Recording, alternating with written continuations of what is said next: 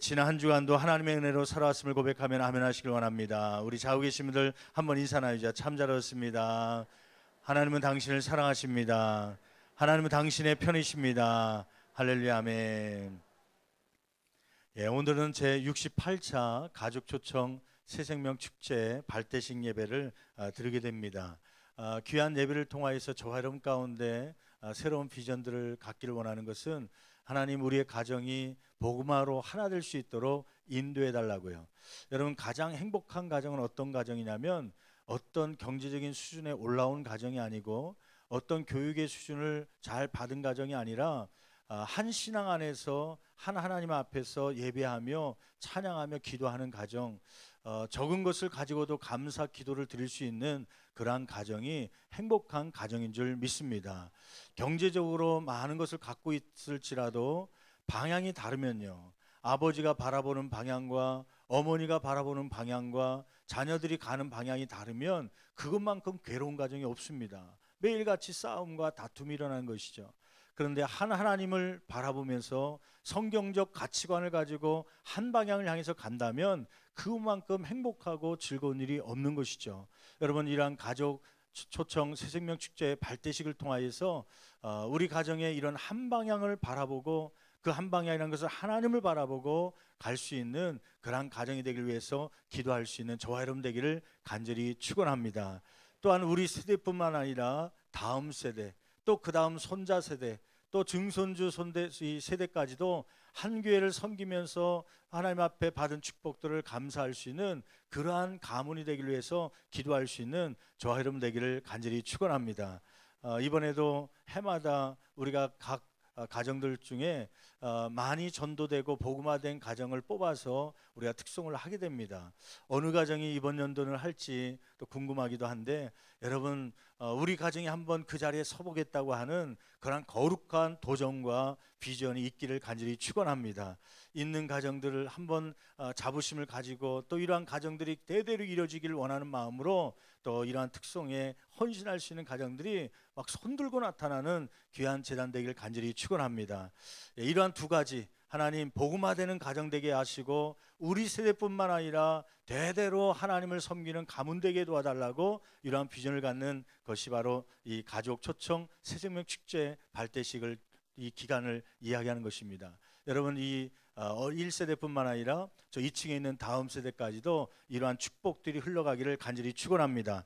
이번 가족 초청 새생명 축제를 하면서 주제, 매년마다 주제를 가졌는데 올해는 어떤 주제를 가질까 고민하며 기도하게 되었습니다. 그것이 지난 여름 때부터, 사실은 목회자는 어떤 행사나 프로젝트를 이루기 위해서는요, 몇 달 전부터 고민하고 기도하면서 계획을 갖게 되죠. 그런 가운데 지난 여름에 이 중고등부 학생 수련회가 저 멀리 서산 쪽에서 있어서 차를 타고 가는 도중에 한 교사로 헌신한 청년 자매 하나가 목사님 지루한데 잠 깨라고 가요 중에 자기가 은혜 받은 가요가 있다는 거예요. 감동받은 노래가 있는데 한번 들어보세요. 그러면서 하나를 틀어주더라고요. 핸드폰에 이 유튜브를 통해서 들어주는데요. 뭐 자기는 그 노래를 들으면서 눈물을 흘리면서 감동을 받았다는 거예요. 그 노래가 뭐냐면 김진호 씨의 가족사진이라는 노래였습니다. 아마 부르의 명곡 최근에 나와서 그것 때문에 많은 분들이 듣고 있는 곡 중에 하나라고 봅니다. 처음에 그 곡을 들을 때는요, 평범한 곡으로 들렸어요. 별로 감동이 없는데 그냥 추천해 주니까 듣고 지나갔지요. 그런데 몇 주가 지난 다음에 어느 날 차를 혼자 몰고 가는데요, 갑자기 그 노래가 생각난 거예요. 그 노래가 좋아서 생각난 게 아니라 그 청년이 궁금해 갖고요, 다음 세대를 목회해야 되는 목회자로서 이 젊은 세대가 그 곡을 들으면서 눈물을 흘리면서 감동을 받았다고 하는데 도대체 어떤 감동이 있기 때문에 그 노래가 이 청년의 마음을 흔들었는지 그게 궁금하고 그 마음을 이해하고 싶어 갖고요. 그래서 나도 모르게 그 유튜브에 있는 그런 핸드폰의 유튜브에서 가족 사진을 찾아갖고 그 노래를 차 안에서 듣게 되었습니다. 그런데요, 몇 주 전에 들었던 그 노래와 달리 그날은 저에게 큰 감동이 왔어요. 들으면서 세상 가요인데, 그런데 이게 뭐 이 사랑을 노래하는 그런 가요가 아니라 건전 가요라고 그러죠. 부모님의 사랑, 나중에 보니까 그 김진호 씨가 SG 워너비의 그 멤버인데 그 솔로 앨범을 내면서 아마 그 곡을 자작곡했다고 그래요. 자기가 어렸을 때에 돌아가신 아버지를 생각하면서 가족 사진을 어느 날 문득 펴서 봤는데 그 가족 사진, 사실은 가족 사진이 아니라 아버지가 젊었을 때 찍었던 증명 사진을 어머니가 따로 그 증명 사진을 꽂아 놓은 그런 사진이었다고 그래요. 그 사진을 보면서 무심코 자기가 지나온 세월을 돌아보니까 어느 날 보니까 그 아버지를 닮아가고 있는 그런 모습을 보면서 아버지를 그리워하며 자기가 지금까지 이렇게 컸고 자기가 이렇게 꽃피는 시절을 지냈던 것은 그 부모님의 희생적인 사랑, 곧 꽃을 피우기 위해서 걸음이 필요하듯이 젊은 날의 시간과 젊음의 모든 건강들을 다 모아서 걸음이 되어줬기 때문에 내가 이렇게 꽃 피웠다고 하는 그러한 내용의 가사의 내용이었어요. 그러한 가사를 들으면서요, 제 마음을 먹먹하게 했던 가사 한 줄이 있었습니다. 그것은 뭐냐면 후렴 부분이었습니다. 후렴 부분에 어떤 내용이냐면 나를 꽃 피우기 위해 걸음이 되어 버렸던, 그 단어를 듣는 순간에, 그 후렴 부분을 듣는 순간에 가슴이 먹먹하면서 저도 모르게 눈물이 왈칵 쏟아지더라고요. 가족은 나를 꽃 피우기 위해서 걸음이 되어버렸던 그러한 존재라고 하는 것이죠. 저는 그 감동을 받고요. 물론 가요 속에서 감동을 받았지만 이것이 우리 가운데 이러한 깨달음이 있었으면 좋겠다.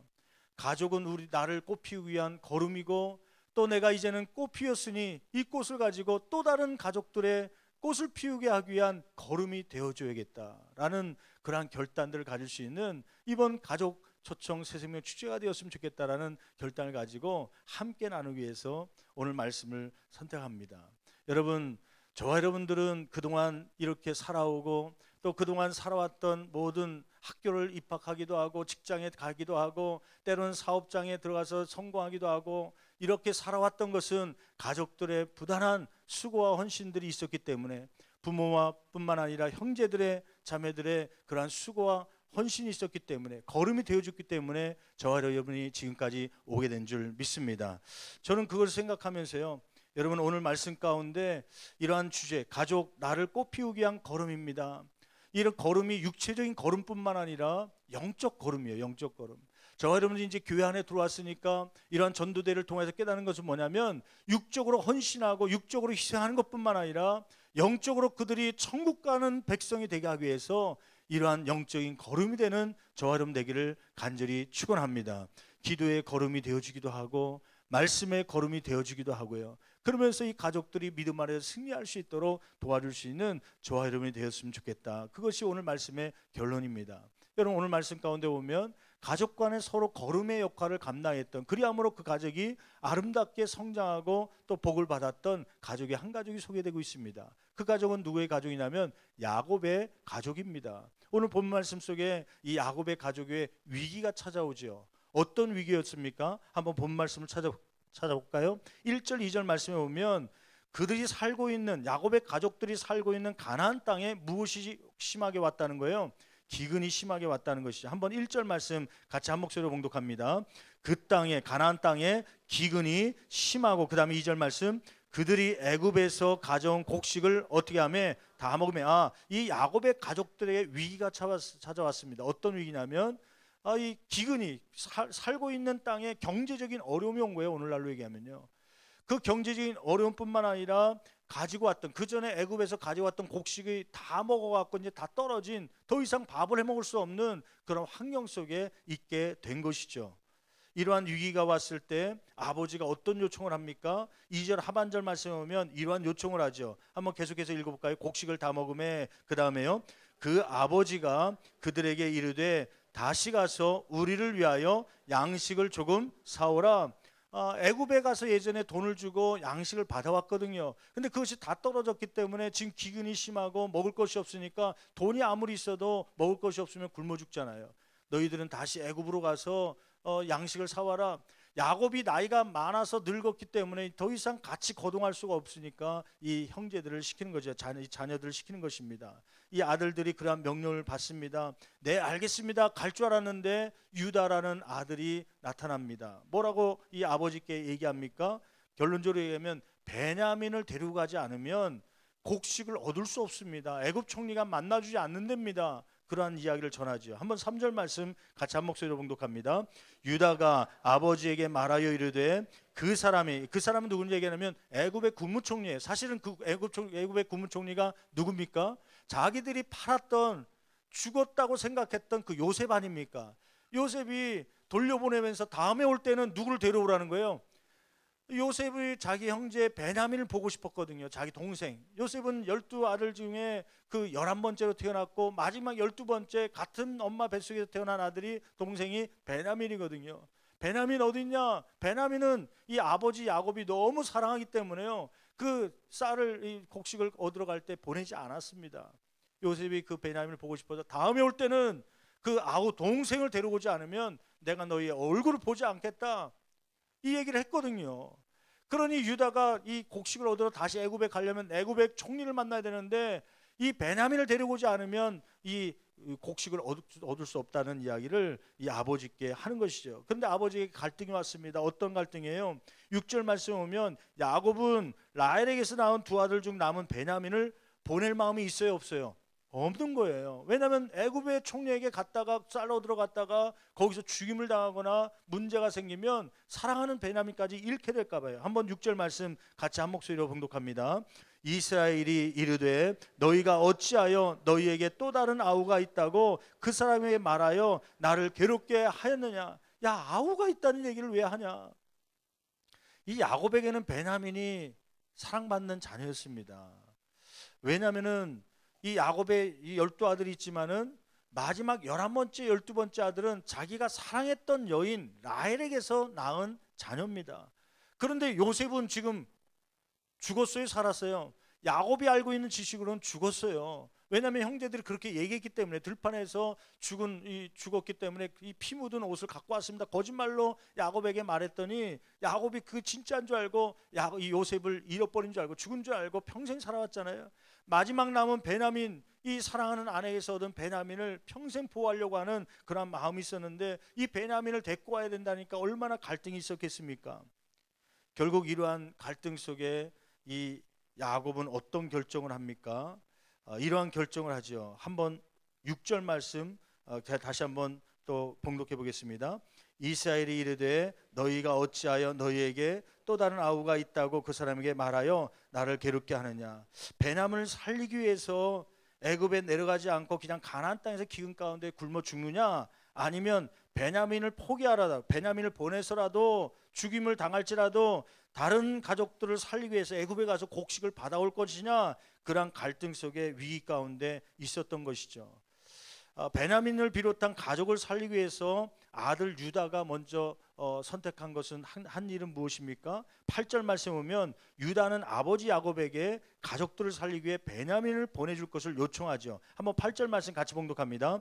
유다가 그의 아버지 이스라엘에게 이르되 저 아이를 베냐민을 나와 함께 보내시면 우리가 곧 가리니 그러면 우리와 아버지와 우리 어린 아이들이 다 살고 죽지 아니하리이다. 아버지, 이 베냐민을 데리고 가지 않으면 애굽의 국무총리가 쌀을 주지 않을 텐데 저 아이를 보내주십시오. 그러면 우리가 이 가족들이 다 먹고 살 수 있는 곡식을 갖고 올 수 있습니다.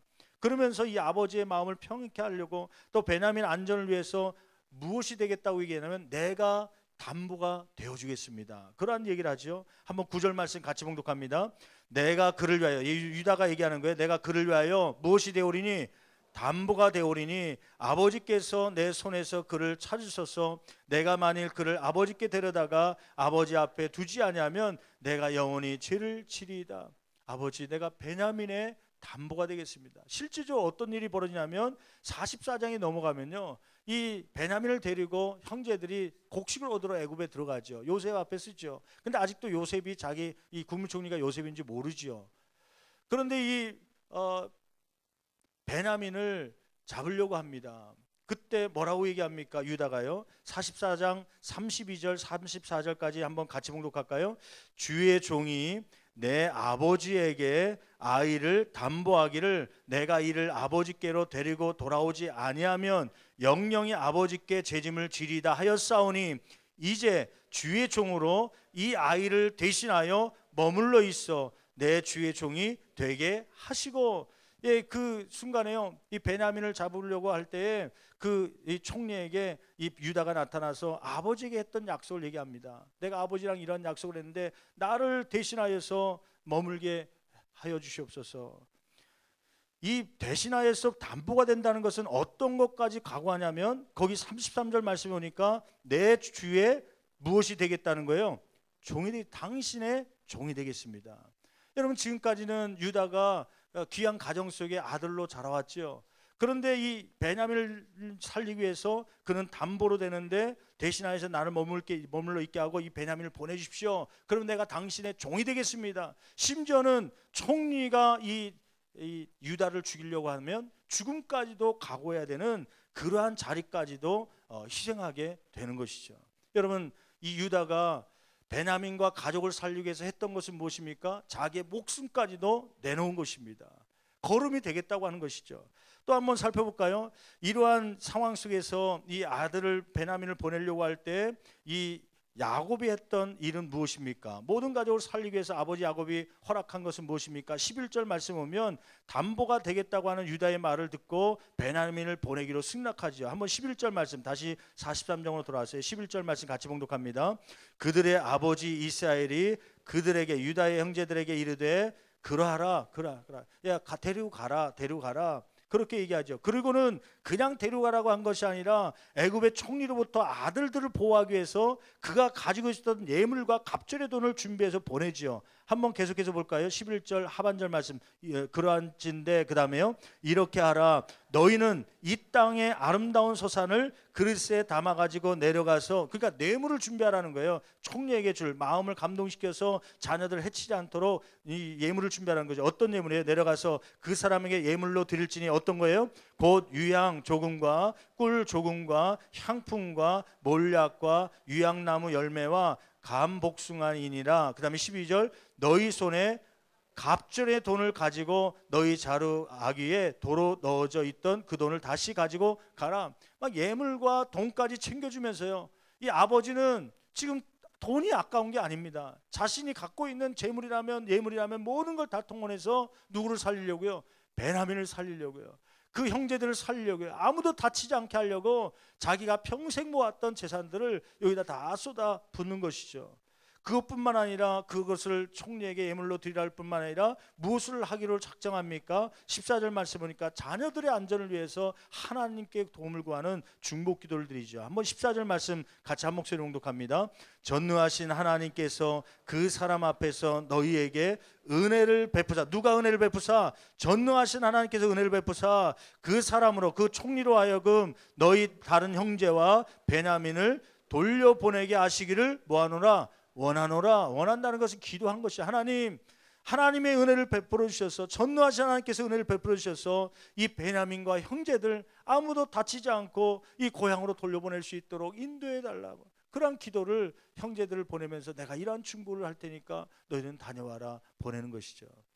여러분, 야곱이 나이가 많아서 같이 따라갈 수 없다고 야 잘 갔다 와라 빠이빠이 거기서 끝나는 것이 아니라 그들이 돌아오기 전까지 그는 중보하며 기도하는 그러한 삶을 살게 된 것이죠. 이러한 유다의 걸음이 되려고 희생하면서 걸음이 되렸던 행동, 또 야곱이 이렇게 예물을 바쳐가면서 만들어주면서 때로는 중보기도의 삶을 가면서 아버지로서 할 도리를 다 해가면서 걸음이 되었을 때 이 애굽에 내려간 형제들은 어떻게 되었습니까?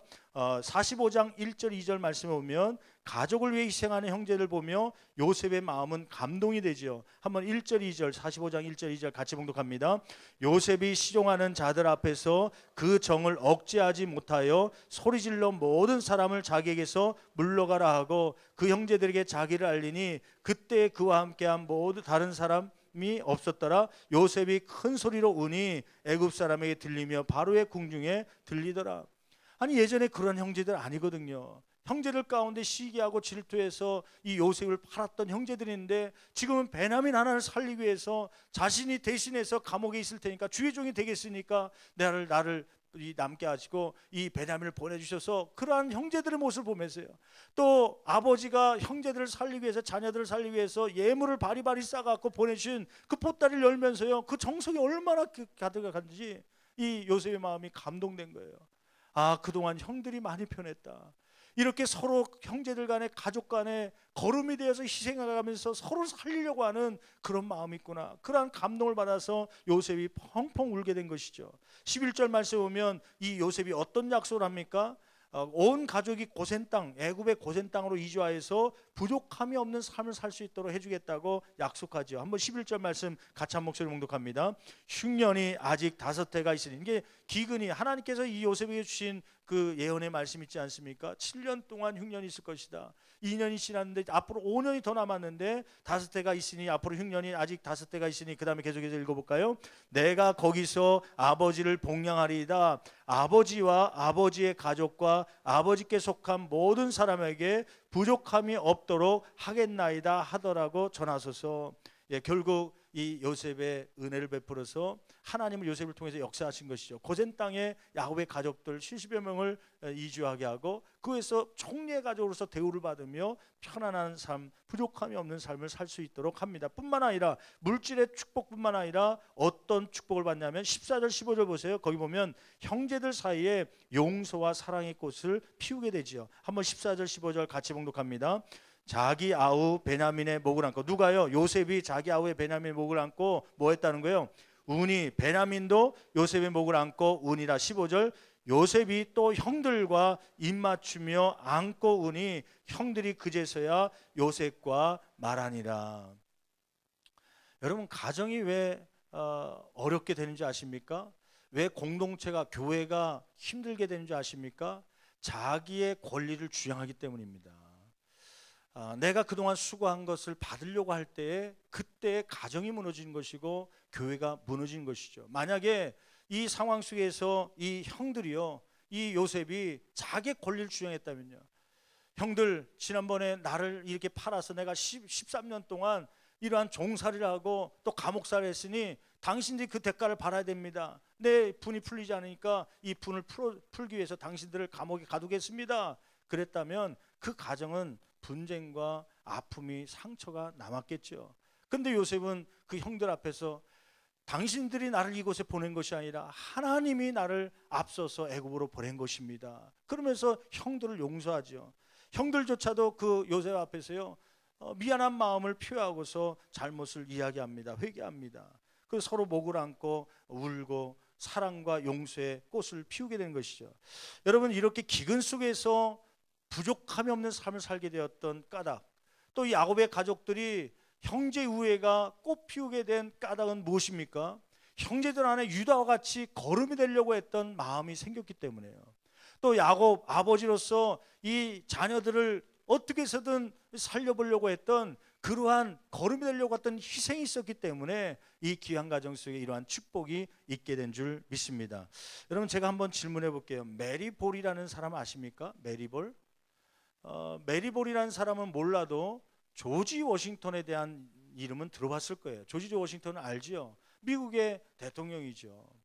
여러분, 조지 워싱턴의 어머니가 누구냐면 메리볼입니다. 사람들은 조지 워싱턴을 알지만 메리볼을 잘 모릅니다. 그러나 기억하십시오. 조지 워싱턴이 대통령이 될 수 있는 자리에 올 수 있었던 것은 누구의 걸음이 있었기 때문에요. 메리볼의 기도의 걸음이 있었기 때문이에요. 어머니의 기도의 걸음이 있었기 때문이죠. 여러분, 수산나 웨슬리를 아십니까? 수산나 웨슬리에 대해서는 잘 모르지만 잔 웨슬리에 대해서는 잘 압니다. 잔 웨슬리, 감리교를 창시했던 잔 웨슬리, 웨슬리 목사님에 대해서는 잘 아는데 그의 어머니 수산나 웨슬리에 대해서는 잘 모르죠. 그러나 이 잔 웨슬리가 이러한 하나님의 사역을 훌륭하게 감당할 수 있었던 것은 그 배경에 거름이 되었던 수산나 웨슬리의 자녀 교육이 있었기 때문이죠. 여러분, 엘리자베스 뉴턴을 아십니까? 엘리자베스 뉴턴을 모르더라도 이 사람의 이 이름은 몇 번 들어본 적이 있을 거예요. 존 뉴턴 아십니까? 존 뉴턴은 여러분들이 잘 알고 있는 찬양 가운데 나 같은 죄인 살리신 그 곡을 작사했던 그러한 목회자입니다.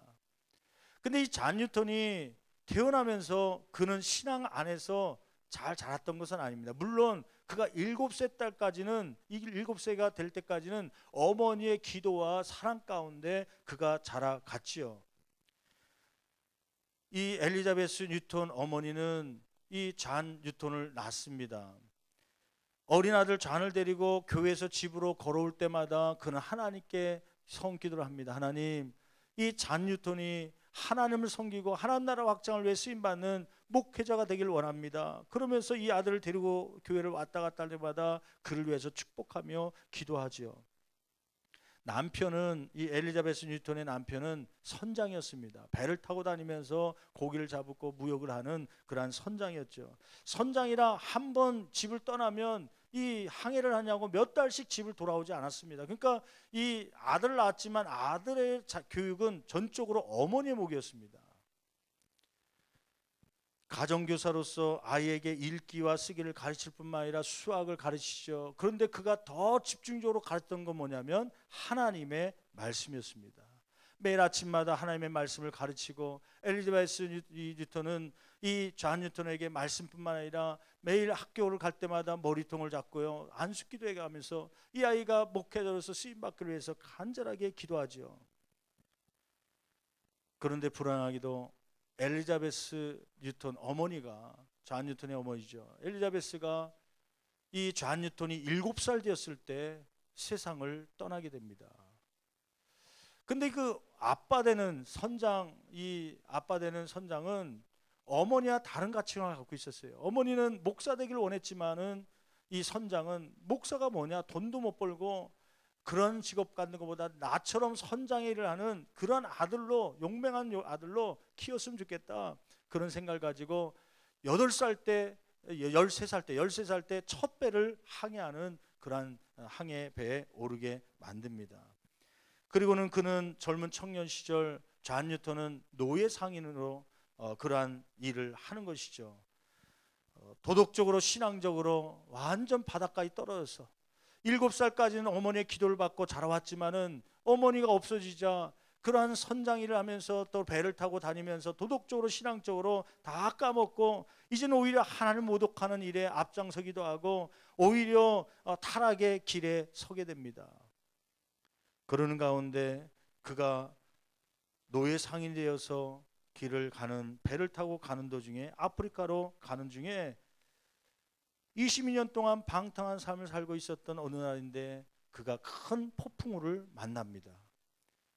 바람이 불고 비바람이 치니까 배가 출렁거리면서 도저히 키로서 움직일 수 없는 그러한 배 위기가 찾아옵니다. 그는 선장으로서 배키를 잡고 움직이다가 도저히 배가 움직이지 않으니까 자기의 몸을 키에 묶습니다. 이게 키가 막 함부로 막 돌아가고 바람의 파도에 따라서 막 왔다 갔다 하니까요, 못 움직이게 하려고 자기의 몸과 또 막 묶지요. 그것도 통하지 않으니까 그때서야 죽음의 직전에 무엇이 생각나냐면 7살 되기 전까지 어머니가 자기를 위해서 축복했던 그 기도 소리와 말씀이 기억나기 시작한 거예요. 뉴턴아, 너는 커서 목사가 되어야 된다. 하나님의 사역을 감당하는 사람이 되어야 된다. 하나님, 이 아이가 주를 위하여 쓰임받는 자녀 되게 도와달라고 했던 그 기도의 걸음이 생각났던 것이죠. 하나님이 어떤 분인지 야곱의 이야기, 아브라함의 이야기, 다윗의 이야기를 하면서 하나님을 소개했던 그 말씀의 걸음이 이 존 뉴턴 죽음의 순간에 기억하게 된 것입니다.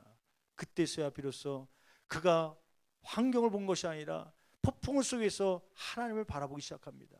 하나님, 하나님이 살아계시다면 나를 살려주십시오. 어머니와 동행했던 그 하나님이 계시다면 나를 살려주십시오. 나를 살려주면 어머니의 선대로 내가 주를 위하여 헌신하는 목회자가 되겠습니다.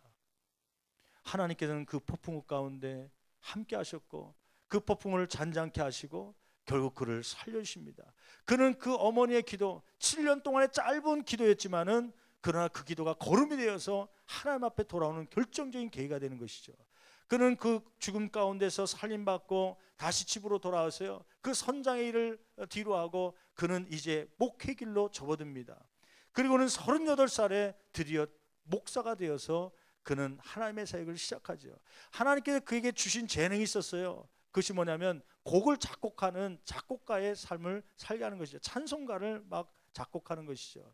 그 가운데 많이 알려진 찬양이 바로 나 같은 죄인 살리신 주은혜 놀라와 어메이징 그레이스라고 하는 그러한 곡을 작사하게 된 것입니다. 여러분, 어머니의 기도가 7년밖에 되지 않은 짧은 시간이었지만은 그러나 그 걸음이 되어서 이 존 뉴턴이라고 하는 훌륭한 하나님의 사역자를 만들어낸 것이죠. 존 뉴턴은 그 후로 회심한 이후에 44년 동안을 하나님 앞에 쓰임 받았습니다. 22년 동안 방탕한 생활을 하고 배나 되는 44년을 살았지만 그것으로 끝난 것이 아니라 어머니의 기도의 걸음 때문에 그는 그 위에 하늘 아래 갔지만은 그 작곡했던 나 같은 죄인 살리신 찬양곡이 남아있어서 지금도 온 세계에 불려지면서 이 곡이 불려질 때마다 회개하는 역사, 하나님께 돌아오게 하는 놀라운 역사가 저와 여러분 가운데 있게 된 줄 믿습니다. 여러분, 부모의 기도는요 이렇게 걸음이 되는 것이죠. 여러분, 저는 김진호 씨의 가족산이라는 노래를 들으면서 육적인 그 노래 속에서는 육적인 걸음에 대해서 많이 얘기하고 있습니다. 그런데 제가 느낀 것은 저와 여러분들은 다음 세대, 자녀 세대에 이러한 영적인 걸음이 되어서 기도의 걸음, 때로는 말씀 생활의 걸음, 이러한 생활의 걸음이 되어서 다음 세대가 주님 앞에 온전히 서가게 할 수 있는 저와 여러분 되기를 간절히 축원합니다. 이 시간에는 여러분에게 잠시 스킷 드라마를 하나 보여드리려고 그래요. 이 스킷 드라마의 내용 가운데 가정의 딸을 꽃피우게 하기 위해서 어머니가 어떤 희생을 하는지 그런 모습을 보여드리려고 합니다. 한번 스킷 드라마를 통해서 주의 음성을 듣는 귀한 시간 되기를 간절히 바랍니다.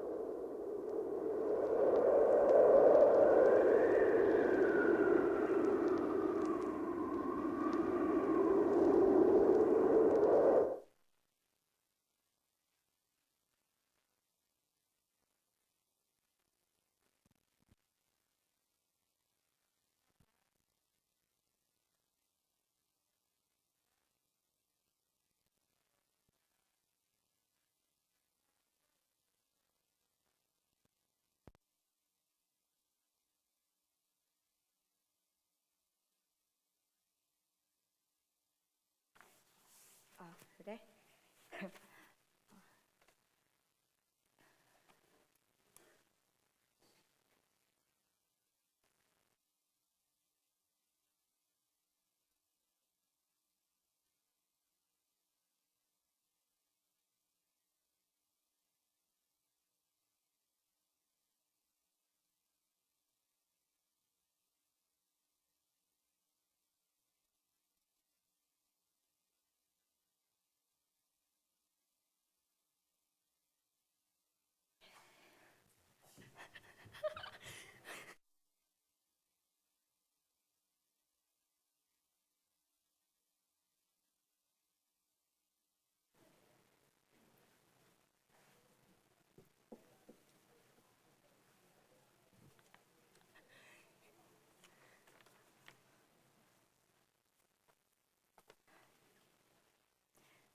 풀빵 사세요.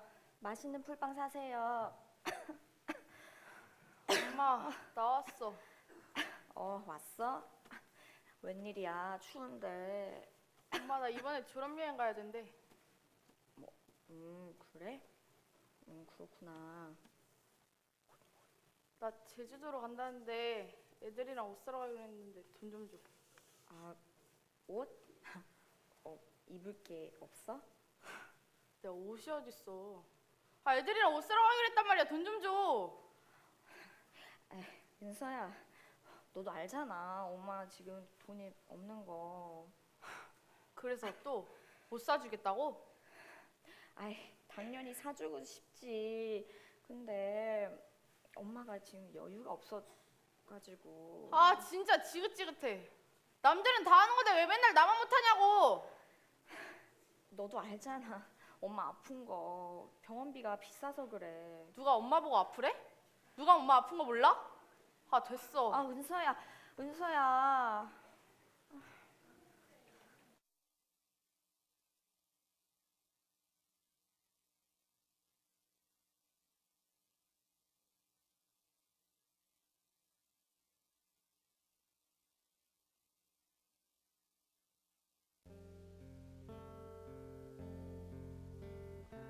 오늘은 저에게 중요한 날입니다.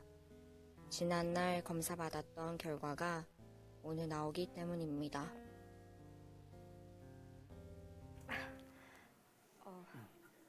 교수님, 오늘 저 어떤가요? 좀 많이 좋아졌죠? 네. 검사 결과가 나왔는데 네. 뭐 그렇게 뭐 진행 상태가 좋지는 않아요. 아, 그래요? 예. 교수님, 근데 제가 질문이 있는데요. 저 같은 위암 환자들은 평균 생존율이 어떻게 될까요? 이번 연도 초부터 치료하시던가요? 네. 일반적으로 그 당시 상태로 봤을 때는 2달이나 뭐 길게는 4달 정도 보기가 어려워서 좋지 않을 때도 좀 대비해 놓으시는 게 좋을 것 같네요. 평균 4달이요? 뭐 2달 반 정도 뭐 사실 더 말씀드리기가 좀 어렵고 지금이라도 빨리 수술을 하시는 게 좋을 것 같습니다. 근데 제가 항암제도 맞고 있는데도 생존율이 그렇게 없나요? 항암제가 지금 이제 들어가도 네. 지금 뭐 암세포가 계속 살아남아 있기 때문에 그런 것들이 어렵고 치료 시기가 좀 늦었고 지금으로서는 수술을 해보시는 게 가장 좋은 방법인 것 같네요. 그러면 수술하면은 살 수는 있는 거죠? 저 꼭 살아야 돼요. 수술비는 어떻게 될까요? 뭐 생존율이 낮은 편이긴 한데 그래도 수술비도 많이 들지만 한번 수술해 보시는 게 최선일 것 같아서 예. 네, 알겠습니다. 수술은 다음에 하는 걸로 할게요. 그냥 진통제만 많이 챙겨주세요. 네, 알겠습니다.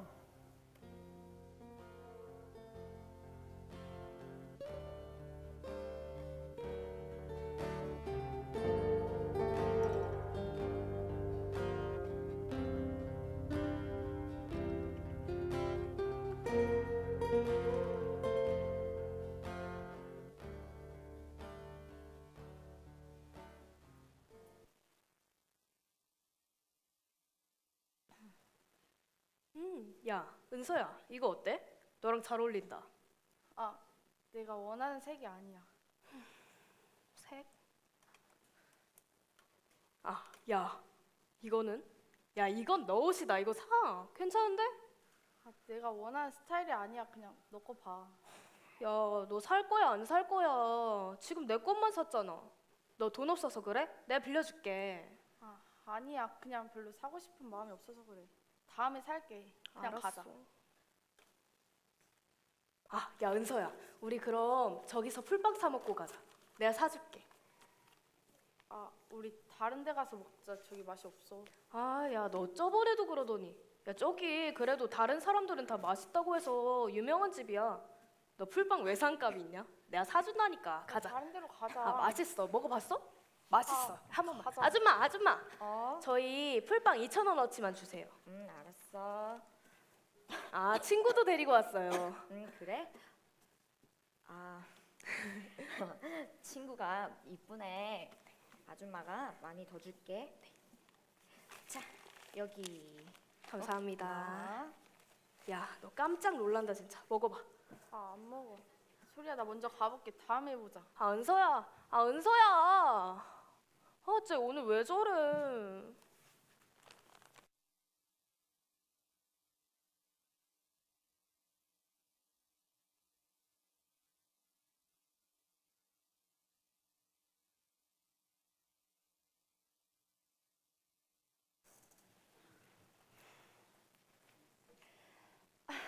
은서야, 엄마 왔어. 밥 먹었니?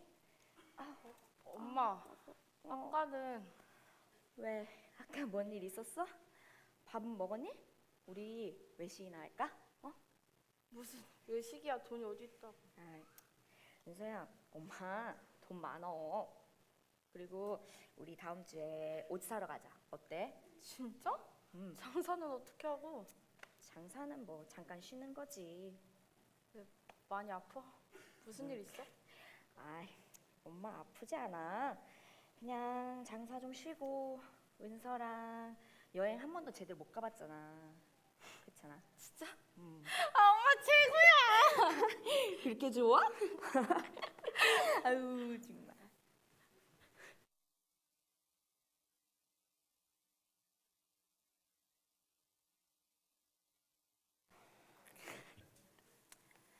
은서야, 빨리 일어나야지. 늦겠어. 졸업여행 가야 되잖아. 졸업여행. 아 맞아 늦었다. 엄마 지금 몇 시야? 빨리 씻고 나와. 은서가 좋아하는 김치찌개 끓여놨으니까. 아 나 늦었어. 아, 밥은 좀 먹고 가. 아 엄마 나 빨리 가야 돼. 엄마 나 아, 갔다 올게. 밥 좀 먹고. 아 안 돼. 좀... 다녀오겠습니다. 아휴, 저렇게 존나 밥 좀 먹고 가지. 아우, 진짜. 아, 아, 아, 아,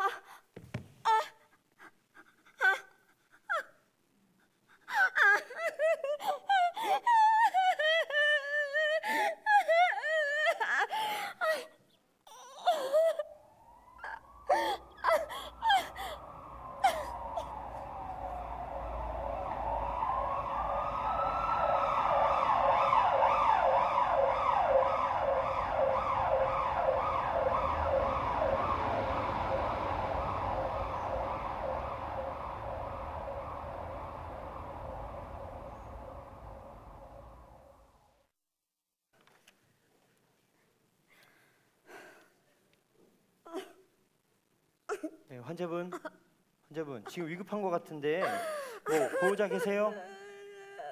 환자분 예. 저 괜찮아요. 아니 괜찮긴요. 지금 어서 남편분이나 자녀분 없으세요? 예.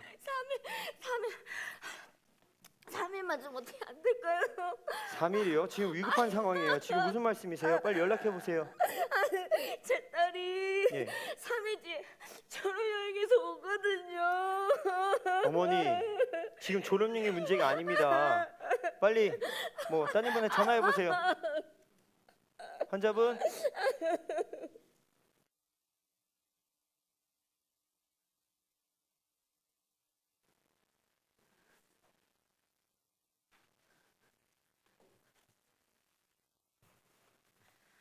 다녀왔습니다. 아 배고파. 엄마 어딨지? 먹을 거 없나? 김치찌개다. 근데 웬 편지래? 엄마가 썼네.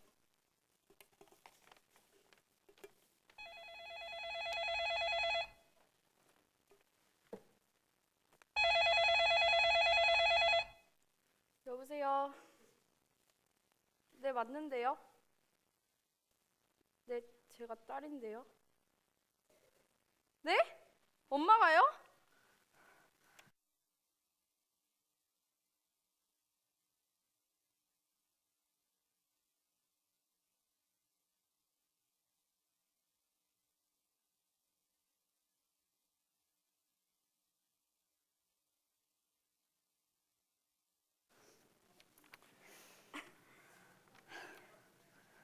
엄마, 엄마, 엄마.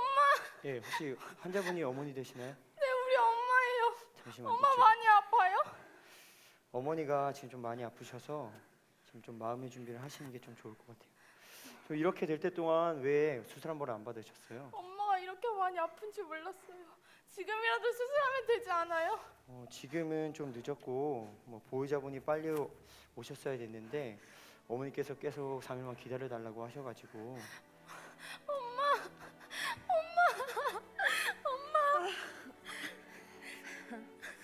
은서야 왔어. 은서야 졸업여행 잘 다녀왔고. 잘 다녀왔어. 엄마 왜 이렇게까지 아프다고 말 안 했어? 은서야, 엄마 괜찮아. 은서 어디 두고 가겠어 엄마가. 어? 엄마 내가 잘못했어. 엄마 일어나. 나 두고 어딜 가. 은서야. 이거 받아. 이거 받아. 이거 엄마랑 은서야, 오빠랑 약속 하나 할까? 우리 은서 엄마는 우리 은서가 대학교 갔으면 좋겠어. 이거 얼마 안 되지만 우리 은서 대학교 가라고 모아둔 돈이니까 이 돈으로 꼭 대학교 가야 돼. 알았지? 엄마 이제서 나 보내주면 되잖아. 엄마 나 혼자 못 간단 말이야. 은서야, 은서 잘할 수 있을 거야. 은서야, 엄마가 미안해. 정말 미안해.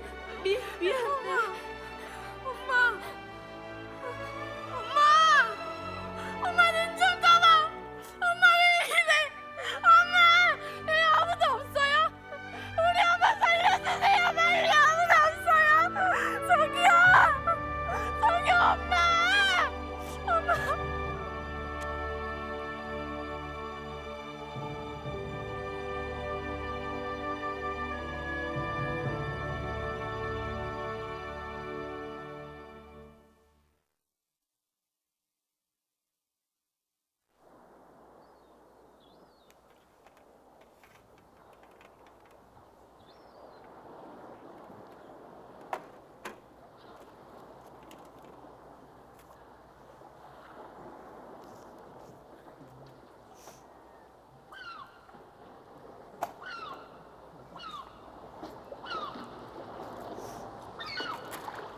어서 오세요. 뭘 드릴까요? 아줌마 여기 김치찌개 하나만 주세요. 김치찌개 예 잠깐만요.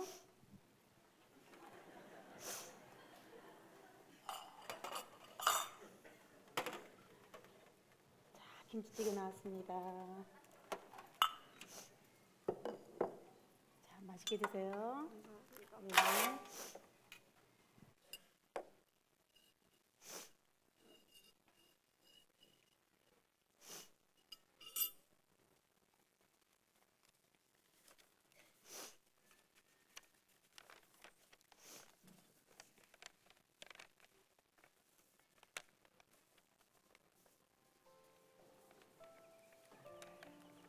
하나밖에 없는 사랑하는 내 딸 은서야. 졸업여행 잘 다녀왔니? 내 딸이 새 옷 입고 기뻐서 졸업여행 가는 거 보니 그동안 엄마가 너무 안 챙겨줬구나 라는 생각에 마음이 아프더라. 이제 엄마 오랫동안 쉴 거야. 이제 내 딸하고 시간 많이 보낼 거야. 맛있는 것도 많이 사 먹고 여행도 많이 갈 거야. 그동안 엄마가 일만 해서 우리 은서랑 여행 한 번을 제대로 못 가봤네. 은서야, 우리 다음 주에 엄마랑 바다 보러 갈까? 엄마도 은서 낳기 전에 가보고 한 번도 못 가봤네. 꼭 엄마랑 바다 보러 가자. 은서야, 엄마 잠깐 어디 다녀올 테니까 엄마가 우리 은서 좋아하는 김치찌개 끓여놨으니까 끓여서 먹어. 내 딸 우리 은서 엄마가 많이 사랑해. 정말 많이 많이 사랑해, 은서야.